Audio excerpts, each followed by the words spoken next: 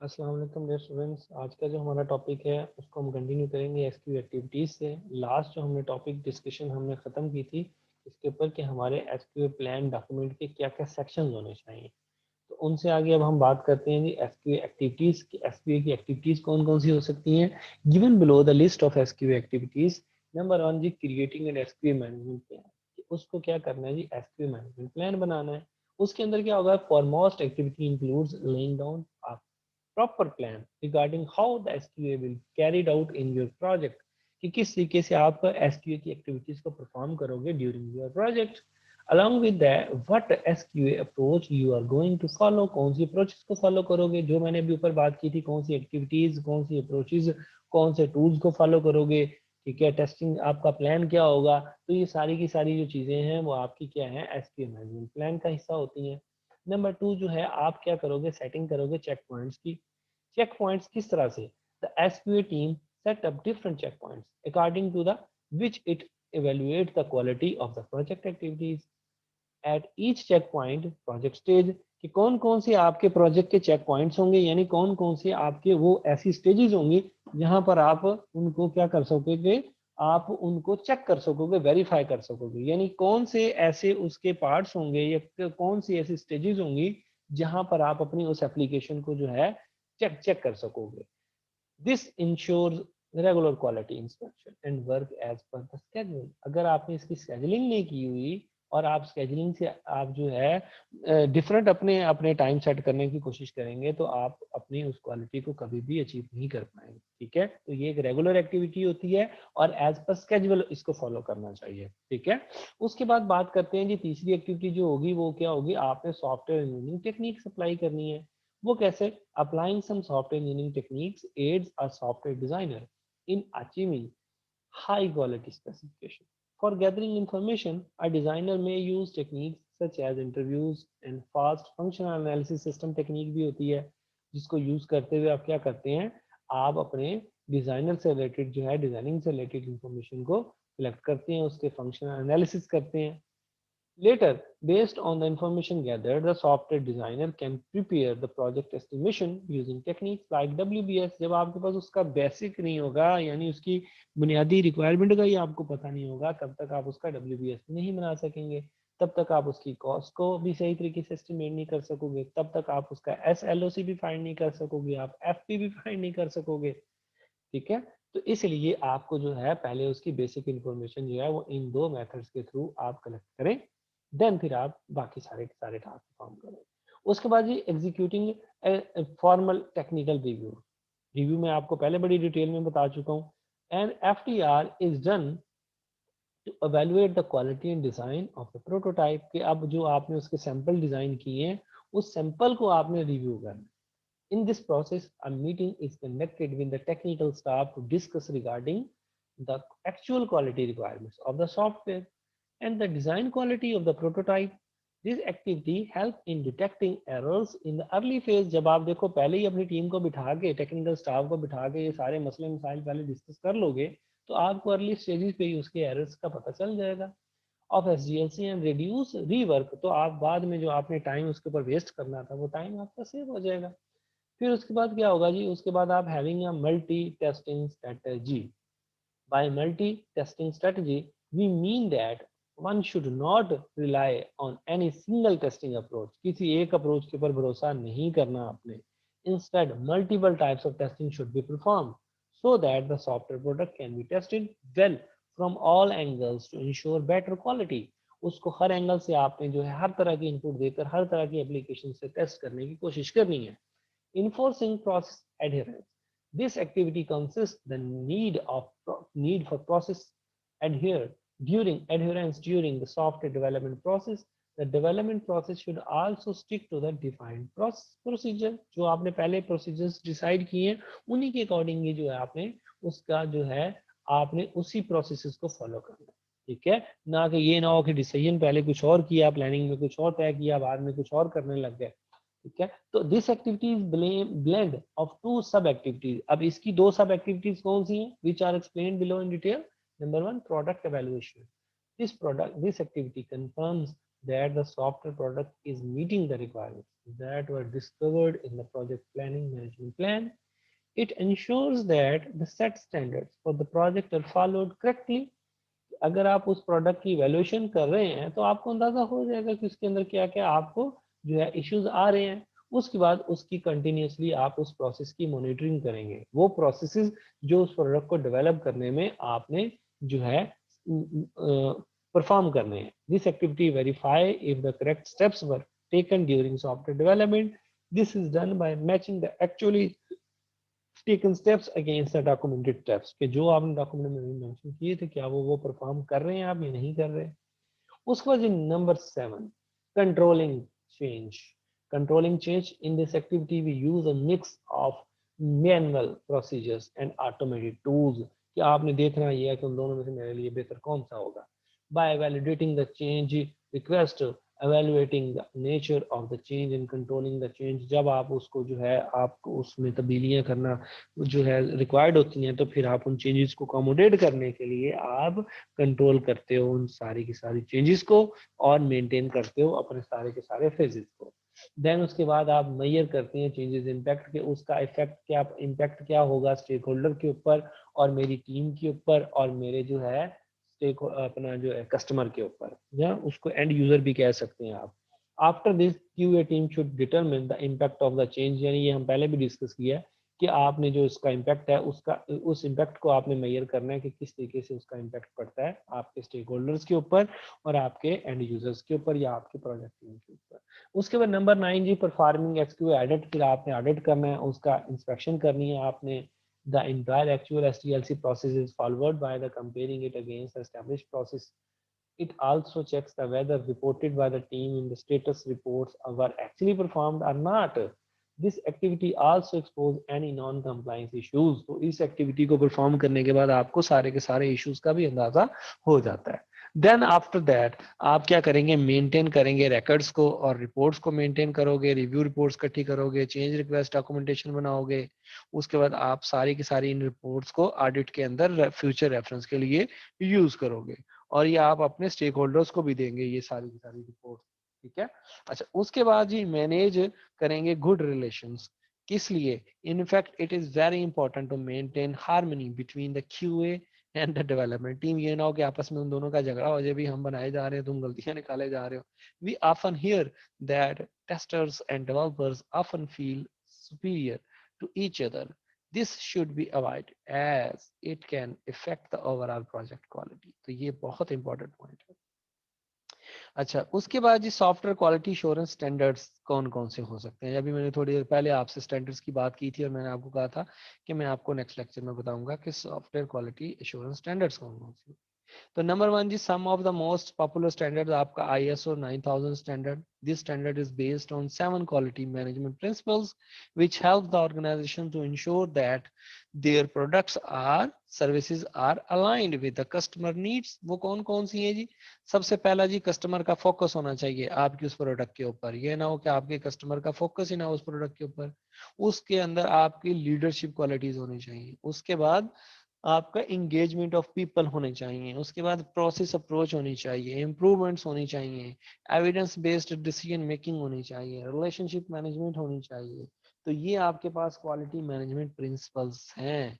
अगर ये प्रिंसिपल जो है क्यूए के अंदर नहीं पाए जाते तो फिर क्यूए की जॉब खतरे में है भाई। ठीक है। तो ये की सारी क्वालिटी समझ लो कि क्यूए के अंदर होनी चाहिए। तो ये इंटरनेशनल स्टैंडर्ड्स हैं, ये फॉलो करने जरूरी हैं। उसके बाद CMMI लेवल है। CMMI stands for capability maturity model integration, बड़ा फेमस मॉडल है। This model was originated in software engineering। It can be employed to direct process improvement throughout a project, department or entire organization। अब जी इसके 5 level हैं जी। कौन कौन से level हैं? सबसे पहला लेवल इनिशियल, फिर मैनेज, फिर डिफाइंड, फिर क्वांटिटेटिवली मैनेज, फिर ऑप्टिमाइजिंग। पहले में क्या करते हैं जी, process are unpredictable, poorly controlled and reactive. Initial stage है ना। उसके बाद मैनेज करना है आपने उनको, रिएक्टिव करना है, ऑफन रिएक्टिव उन प्रोजेक्ट्स को आपने करेक्टराइज करना है। उसके बाद नंबर 3 पे आके उन आपने प्रोसेसेस को क्या करना है, प्रोएक्टिव बनाना है, ठीक है। Projects tailor their processes from organisation standard. उसके बाद उसको क्वांटिटेटिवली मैनेज करना है आपने, सारों को कंट्रोल करना है प्रोसेसेस को। उसके बाद आपने फोकस करना है उसकी इम्प्रूवमेंट्स के ऊपर, तो उसको हम ऑप्टिमाइजेशन बोलते हैं। तो ये 5 आपके पास जो है वो कैरेक्टरिस्टिक्स हैं आपकी मैच्योरिटी लेवल की। अच्छा, तीसरा जो बात करते हैं TMMI की, तो टेस्टिंग मैच्योरिटी मॉडल इंटीग्रेशन क्या कहती है, इसके फिर इसकी डायग्राम को देखते हैं हम। इसकी डायग्राम के अंदर जो सबसे पहली जो चीज आती है वो आपके पास आती है जनाब इनिशियल लेवल। उसके बाद आपका मैनेज लेवल। मैनेज लेवल में कहता है जी टेस्ट पॉलिसी बनाओ, स्ट्रेटजी बनाओ, प्लानिंग करो, उसकी मॉनिटरिंग करो, कंट्रोल करो, डिजाइन और एग्जीक्यूशन करो, और उसका एनवायरनमेंट डिसाइड करो। तो ये मैनेजमेंट के अंदर सारे आ जाती हैं चीजें। फिर वो कहता है डिफाइंड करो test organisation, test training programme, test life cycle और नॉन फंक्शनल टेस्टिंग, फिर पीर रिव्यूज। तो ये चीजें डिफाइंड में आ जाएंगी। उसके बाद मेजर करो उसको, यानी इवेलुएट करो, उसके रिव्यूज कराओ, मीटिंग्स कराओ, उसके बारे में इंटरव्यूज करवाओ। उसके बाद ऑप्टिमाइजेशन। ऑप्टिमाइजेशन क्या है जी, डिफेक्ट प्रिवेंशन। जो आपको डिफेक्ट उसमें निकले हैं रिव्यूज डॉक्यूमेंट्स में, उनको फिर डिफेक्ट्स को, बग्स को फिक्स करो, ठीक है। और टेस्ट प्रोसेस ऑप्टिमाइज करो और क्वालिटी को कंट्रोल करो। तो ये TMMI मॉडल कहता है, ठीक है। सबसे ज्यादा जो फेमस है इनमें वो कौन सा है, आपका CMMI मॉडल। अच्छा, उसके बाद हम बात करते हैं जनाब, बात करते हैं जी elements of software quality insurance के। इसके एलिमेंट्स कौन कौन से हैं, देयर आर 10 एसेंशियल एलिमेंट्स। कौन से, पहला सॉफ्टवेयर इंजीनियरिंग स्टैंडर्ड फॉलो करने होते हैं, टेक्निकल रिव्यूज एंड ऑडिट बना करने होते हैं, software testing for quality control करना होता है, एरर कलेक्शन एंड एनालिसिस करना होता है, change management, education programme, vendor management, security management, safety और रिस्क मैनेजमेंट। ये आपके 10 जो है एसेंशियल आपके पास समझ लो कि आपके SQA के एलिमेंट्स हैं। इनको आप अपने जो है हर वक्त माइंड में रखना जरूरी होता है SQA को। SQA की टेक्निक्स कौन कौन सी हो सकती हैं जी, हम पहले भी वैसे डिस्कस करके आए हैं। उसमें सबसे पहली जो टेक्निक है वो ऑडिटिंग है। ऑडिटिंग, उसकी इंस्पेक्शन होती है, रिव्यू करना, डॉक्यूमेंट्स की मीटिंग कंडक्ट करवा के स्टेक होल्डर्स के दरमियान हर एक डॉक्यूमेंट्स को जो है रिव्यू करके उनकी अप्रूवल लेनी होती है और कमेंट्स लेने होते हैं टीम्स के उसके ऊपर। उसके बाद कोड इंस्पेक्शन है, कोड की टेस्टिंग करवानी है आपने, ठीक है। चेकलिस्ट बनाई जाएगी, रूल्स डिसाइड किए जाएंगे, एग्जिट क्राइटेरिया डिसाइड किया जाएगा इसमें, ठीक है। उसके बाद डिजाइन इंस्पेक्शन की जाती है। वो कोड इंस्पेक्शन आपकी व्हाइट बॉक्स टेस्टिंग कह रहा हूँ, और डिजाइन इंस्पेक्शन आपकी जो है वो ब्लैक बॉक्स टेस्टिंग है। इसमें general requirements and design, functional and interface specification, आपकी कन्वेंशंस, आपकी requirement traceability, structure and interfaces, आपकी लॉजिक्स का पता चल जाएगा इसके अंदर आपको। उसके बाद परफॉर्मेंस का पता चल जाएगा, एरर हैंडलिंग और रिकवरी आसान हो जाएगी, testability, extensibility, coupling and cohesion. Coupling और कोहेजन का मतलब होता है, कपलिंग का मतलब होता है कि दो डिफरेंट मॉड्यूल्स का आपस में क्या रिलेशनशिप है, और कोहेजन का मतलब होता है कि एक मॉड्यूल के सब कंपोनेंट्स का दूसरे मॉड्यूल के सब कंपोनेंट्स के साथ क्या ताल्लुक है, ठीक है। तो इसको कहते हैं कोहेजन कपलिंग। वैसे इसको आप मजीद डिटेल में आपने सॉफ्टवेयर इंजीनियरिंग के अंदर पढ़ा हुआ होगा, कोहेजन और कपलिंग का टॉपिक भी। अच्छा जी, अब बात करते हैं हम। उसके बाद आपके पास जो नेक्स्ट था डिजाइन इंस्पेक्शन के बाद हमारे पास ये सारी बातें जो थी ये डिजाइन इंस्पेक्शन से रिलेटेड थी। अच्छा, डिजाइन इंस्पेक्शन के बाद जनाब सिमुलेशन टूल आपने डिसाइड करने होते हैं, ठीक है। रियल लाइफ सिचुएशन को आपने सामने रखते हुए उसको वर्चुअली एग्जामिन करना होता है, सिस्टम का बिहेवियर क्या है। उस उसके बाद फंक्शनल टेस्टिंग की जाती है, ठीक है। इसको ब्लैक बॉक्स टेस्टिंग का नाम भी देते हैं। उसके बाद स्टैंडर्डाइजेशन चेक की जाती है कि ये क्या रोल प्ले कर रही है, मैंने जो है क्वालिटी को अप किया है या लो किया है, it decreases the ambiguity and guess work, thus ensuring quality. उसके बाद उसका स्टैटिक एनालिसिस किया जाता है। स्टैटिक एनालिसिस के अंदर जो है software analysis that is done by the automated tool without an actually executing the program, ठीक है। उस सॉफ्टवेयर को नहीं चलाया जाता बल्कि उसको किसी सॉफ्टवेयर के थ्रू चेक किया जाता है, ठीक है। वो मैं उसके भी मैं नाम आपको बता दूंगा नेक्स्ट लेक्चर में, ठीक है। This technique is highly used for quality assurance in medical, nuclear, and aviation software. Software matrices and reverse engineering are some popular forms of static analysis. तो ये भाई आप डिफरेंट तरह के मैथमेटिकल अप्रोचेस को सामने रखते हुए आप इनको, इन मॉडल्स को, इन सॉफ्टवेयर को जो है वेरीफाई करते हो कि ये चलने के काबिल हैं भी या नहीं है। अच्छा, उसके बाद उसका वाक थ्रू कहते हैं जी, आप एक साइड से शुरू करते हैं, उसका जायजा लेते हैं, ठीक है। कोड का भी वाक थ्रू किया जाता है, काइंड ऑफ पीर रिव्यू भी बोलते हैं। पीर रिव्यू का मतलब है दो डिफरेंट लोग मिलके एक ही चीज को टेस्ट करते हैं और अपने अपने कमेंट्स देते हैं। फिर उन दोनों के कमेंट्स के बेस के ऊपर कॉमन चीजों को लेकर डिसीजन लिया जाता है कि हमने नेक्स्ट क्या करना है। अच्छा, इसमें आपके जो स्टैंडर्ड्स वायोलेट होने का खर्चा नहीं होता, पॉसिबल एरर्स आपको पता चल जाते हैं, कमेंट्स आपको पता चल जाते हैं, सजेशंस पता चल जाती हैं, जो क्यूरीज रेज होती हैं उनका पता चल जाता है वॉक थ्रू की हेल्प से। उसके बाद पाथ टेस्टिंग की जाती है। पाथ टेस्टिंग इट मीन्स के कोड की जाती है ना, तो उसको व्हाइट बॉक्स टेस्टिंग की टेक्निक का एक हिस्सा समझा जाता है। ठीक है, व्हाइट बॉक्स और ब्लैक में मैं आपको पहले डिफरेंस बता चुका हूँ कि व्हाइट क्या होती है इंटरनल टेस्टिंग और ब्लैक एक्सटर्नल टेस्टिंग। उसके बाद जनाब स्ट्रेस टेस्टिंग की जाती है। स्ट्रेस टेस्टिंग के ऊपर भी आजकल बड़ी रिसर्च हो रही है। This type of testing is done to check how robust a system is by testing it under heavy loads.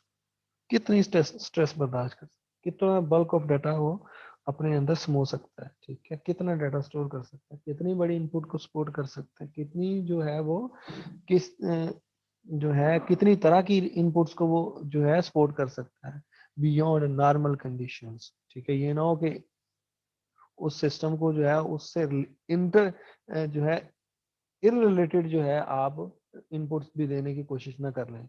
ठीक है, तो रिलेटेड होनी चाहिए, तभी आप उसकी स्ट्रेस टेस्टिंग को आप मेजर कर सकते हैं। ठीक है, उसके बाद जनाब सिक्स सिग्मा की बारी आती है जी। Six sigma is a quality assurance approach that aims at nearly perfect product service. It is widely applied in many fields, including software.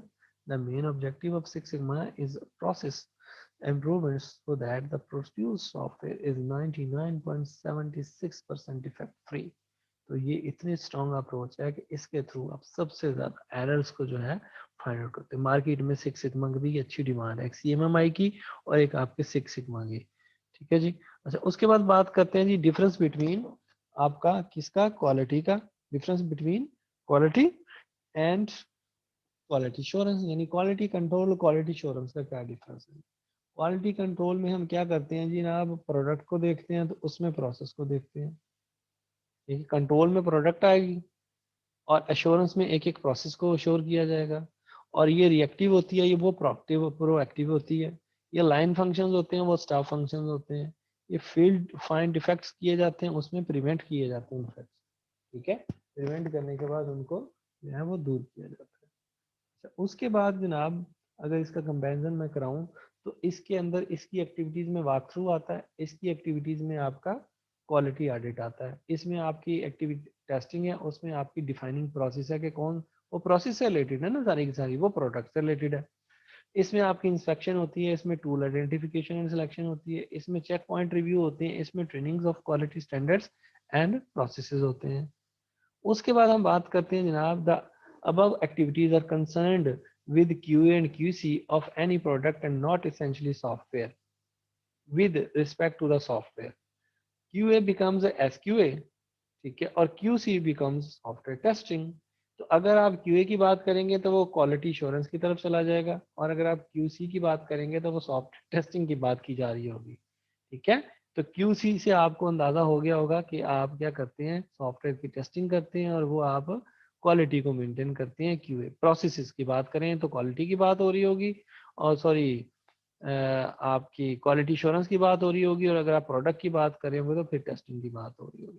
अब डिफरेंस क्या है SQA का और सॉफ्टवेयर टेस्टिंग का। ठीक है, पहले आपको मैंने क्या डिफरेंस बताया, सॉफ्टवेयर क्वालिटी का और सॉफ्टवेयर कंट्रोल का। सॉफ्टवेयर अपना सॉफ्टवेयर क्वालिटी का और क्वालिटी कंट्रोल का और क्वालिटी श्योरेंस का। अब मैं आपको डिफरेंस बताने लगा हूँ SQA का और सॉफ्टवेयर टेस्टिंग का। तो SQA में क्या करते हैं जी, SQA is about engineering process, और वो क्या है जी आपके पास software testing is to test a product for problem before the product goes live. अब SQA क्या जी, involve activities related to the implementation of processes procedures, यानी इसके अंदर वो सारे काम हो जाते हैं। For example audits testing. और ये क्या है, इसमें आप रिव्यू करते हैं, एक एक कंपोनेंट का वेरिफिकेशन करते हैं आप। अच्छा, SQA में आप प्रोसेस फोकस्ड होता है, इसमें प्रोडक्ट फोकस्ड होता है। उसमें आप प्रिवेंट करते हैं टेक्निक, इसमें करेक्टिव करते हैं टेक्निक। उसमें प्रोएक्टिव मेजर होता है, इसमें रिएक्टिव मेजर होता है। इसमें scope of SQA apply to all product. इसमें क्या होता है कि उसके जो है इनर आपके जो कंपोनेंट्स होते हैं उनकी बात की जा रही होती है। Best practices for quality assurance, create robust testing, select आप रिलीज क्राइटेरिया केयरफुली अप्लाई, यानी ये वो की टिप्स हैं समझ लो। कि अगर आप क्वालिटी एश्योरेंस की फील्ड में जाना चाहते हैं तो ये वो की टिप्स हैं जो आपको जो है अपने माइंड में हर वक्त रखनी होती है। ठीक है, अगर आप इनसे हटोगे तो आप क्या करोगे, आप अपनी क्वालिटी वाली लाइन से हट जाओगे। तो प्रॉपर टाइम आपको चाहिए, प्रायोरिटाइजेशन चाहिए, बग्स के बारे में इंफॉर्मेशन चाहिए, सिक्योरिटी इंफॉर्मेशन चाहिए, परफॉर्मेंस टेस्टिंग टीम चाहिए आपको स्टिमुलेट कस्टमर अकाउंट की इंफॉर्मेशन चाहिए आपको। ठीक है, ये सारी की सारी आपकी ये वो प्रैक्टिसेस हैं जो आपकी रेगुलर एक्टिविटीज में शामिल होती है। अब हम बात करते हैं क्वालिटी इंश्योरेंस के फंक्शंस की। सबसे पहला फंक्शन, 5 टोटल फंक्शन है। पहला टेक्नोलॉजी ट्रांसफर फंक्शन है। This function involve getting a product design document as well as trial and error data and its evaluation. The documents are distributed, checked and approved. ये ना हो कि बगैर approval के ही आप उसको तैयार करके भेज रहे हो। वैलिडेशन होनी चाहिए हर चीज की। ठीक है, वेरिफिकेशन और वैलिडेशन में डिफरेंस तो पता होगा, सॉफ्टवेयर इंजीनियरिंग के अंदर पढ़ा होगा आपने। वेरिफिकेशन और वैलिडेशन, वेरिफिकेशन और वैलिडेशन में क्या फर्क है? वेरिफिकेशन ड्यूरिंग डेवलपमेंट और वैलिडेशन आफ्टर डेवलपमेंट। ठीक है, तो वैलिडेशन करनी है आपने। वैलिडेशन तभी होती है ना जब आपने प्रोडक्ट बना लिया है, उसके बाद डॉक्यूमेंटेशन बनानी है आपने, जो मैंने आपको बताया था ऊपर, यूजर मैनुअल बनाने होते हैं आपने। उसके बाद श्योर क्वालिटी ऑफ प्रोडक्ट, उसके बाद क्वालिटी इंप्रूवमेंट प्लान। अच्छा जी, उसके बाद बात करते हैं हम क्वालिटी इंश्योरेंस सर्टिफिकेशंस की। कौन कौन सी सर्टिफिकेशन है जनाब? सबसे पहली जनाब आपके पास सर्टिफिकेशन ISO 9000 की। This standard was first established in 1987, जिसकी अभी हमने ऊपर भी बात की थी। तो ये क्या है? ये क्वालिटी मैनेजमेंट सिस्टम से रिलेटेड है। This helps the organisation ensure quality to their customers and other stakeholders. And organisations who wishes to be certified ISO, जब आप देखो बहुत सारी जॉब एडवर्टाइजमेंट के अंदर वो कहते हैं हमें ISO सर्टिफाइड चाहिए बंदा जो क्वालिटी को मेंटेन कर सकता हो, तो वो इसी सर्टिफिकेशन की बात की जा रही होती है। इसके अंदर आपके प्रोडक्ट के प्रोसेसेस, सर्विसेज, प्रोडक्ट्स और उसके फंक्शन से रिलेटेड सारी की सारी आप ट्रेनिंग्स लेते हैं। The main objective is to review and verify whether the organization is followed the process as expected and check whether existing processes need improvements. This certification helps increase the profit of the organization, improve domestic and international trade आपकी बढ़ती है क्योंकि आपको experience बंदा मिल जाता है, reduce waste and increase the productivity of the employee, provide excellent customer satisfaction जो सबसे ज़्यादा important है। ठीक है, उसके बाद आखिरी टॉपिक हमारा क्या है जी? CMMI level. तो ये भी सर्टिफिकेशन प्रोवाइड करती है, इसको भी हमने ऊपर डिस्कस किया है। अब इसके कुछ लेवल्स हैं, 5 लेवल्स हैं। पहले में हमने बात की थी इनिशियल की, फिर रिपीटेबल की, फिर डिफाइंड की, मैनेज्ड की, ऑप्टिमाइजेशन की। तो इनको हम ऊपर भी डिस्कस कर चुके हैं। तो ये सारे के सारे फेजेस की ट्रेनिंग्स आप CMMI ट्रेनिंग के अंदर लेते हैं, सर्टिफिकेशन के अंदर लेते हैं। उसके बाद TMMI की भी बात की थी हमने, ये भी सर्टिफिकेशन प्रोवाइड करती है। इसके भी सारे के सारे लेवल्स के बारे में आप इंफॉर्मेशन जो है उसकी ट्रेनिंग के अंदर लेते हैं, तब वो आपको सर्टिफिकेट प्रोवाइड करते हैं। कंक्लूजन हमारा क्या निकला जी? SQA is an umbrella activity which is employed through out the software life cycle.